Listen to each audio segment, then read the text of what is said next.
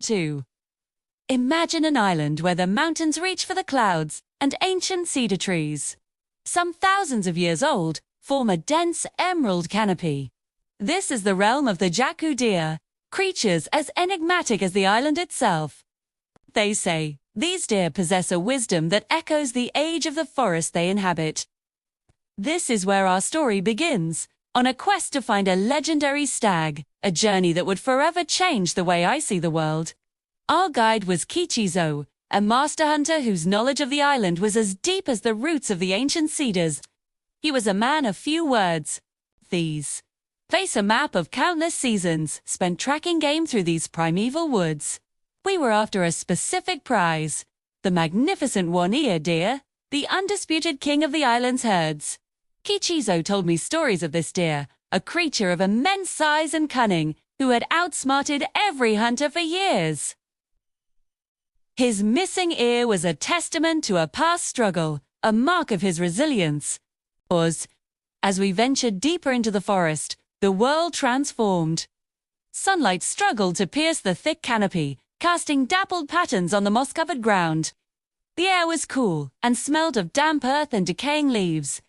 Kichizo moved with a silent grace, his eyes scanning every shadow, every broken twig. Ki taught me to read the forester's language, the subtle signs left by the deer. He pointed to a series of tracks and whispered, "He's heading for the bath."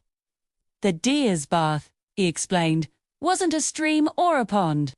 It was a secret, secluded hot spring, a place where the deer would go to soothe their muscles and absorb the minerals from the warm, sulphurous water. It was their sanctuary. The trail grew steeper and the forest denser. We followed the tracks for hours, our anticipation mounting with every step. Kichizo paused, sniffing the air. "A storm is coming," he announced, his voice low and urgent. "A big one."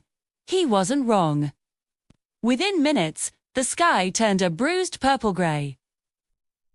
The wind began to howl, whipping through the ancient trees, their massive branches groaning in protest. Rain started to fall. It was a storm of incredible ferocity, the kind that feels like the island itself is trying to shake you off. We were exposed, vulnerable. The rain soaked us to the bone, and the wind threatened to tear us from the mountainside. "We need shelter, now." Kichizo yelled over the roar of the storm. Jess. As our hope began to fade, he spotted it, a dark opening in the rock face, a small cave partially hidden by ferns. We scrambled inside, collapsing in the relative quiet, drenched and shivering. The storm raged outside, a symphony of chaos. Lightning flashed, momentarily illuminating our small refuge, followed by claps of thunder that seemed to shake the very foundations of the mountain. As our eyes adjusted to the dim light, we realized we were not alone. At the back of the cave, huddled together, was a group of shapes. My heart pounded. It was a herd of yaku deer. And there, standing protectively in front of them, was the largest stag I had ever seen. Even in the gloom, I could see the telltale sign his left ear was gone. It was him, the one-eared deer. He stared at us, his dark eyes wide, not with aggression, but with a shared sense of fear. He and his herd had sought the same sanctuary we had. But the deer weren't the only ones. We soon noticed other creatures. A family of wild boars, their snouts twitching nervously. A badger curled into a tight ball. Even a hawk, its feathers ruffled, perched on a ledge.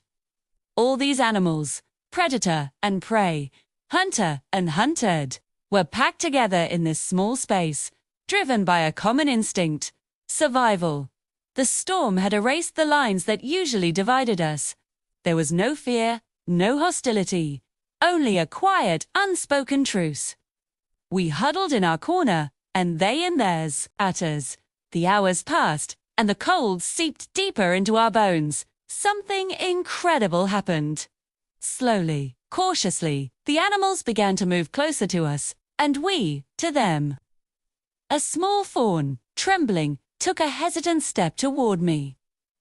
Its mother watched, but did not stop it. Soon, we were all huddled together in the center of the cave, a strange and wonderful assembly of life, sharing our body heat against the relentless cold, warmth. I could feel the warmth of a deer's flank against my back, hear the soft breathing of the boar beside me. Kichizo, the stoic hunter, had a look of pure wonder on his face. In that cave, we were not humans and animals. We were simply living beings, weathering the storm together. It was a moment of profound peace, a powerful reminder that we all share this planet, all subject to the whims of nature. A sliver of pale light appeared at the mouth of the cave. The truce was over. The animals began to stir, one by one. The one-eared deer rose to his feet, stretched his magnificent neck, and looked directly at us. There was no fear in his gaze now, but something else, a silent acknowledgement. A moment of understanding that transcended species. Kichizo slowly raised his hand, not with his rifle, but in a gesture of farewell. The stag dipped his head, then turned and led his herd out of the cave and back into the glistening, rain-washed forest. The other animals followed, disappearing back into their world. We were left alone, in the quiet aftermath of the storm. Kichizo packed his gear, leaving his rifle untouched. He looked at me, a faint smile on his lips. "The mountain gave us a gift today," he said. "We didn't get our prize, but we received something far more valuable. We learned that even in the wildest of places, there are moments of grace, moments where all life is connected."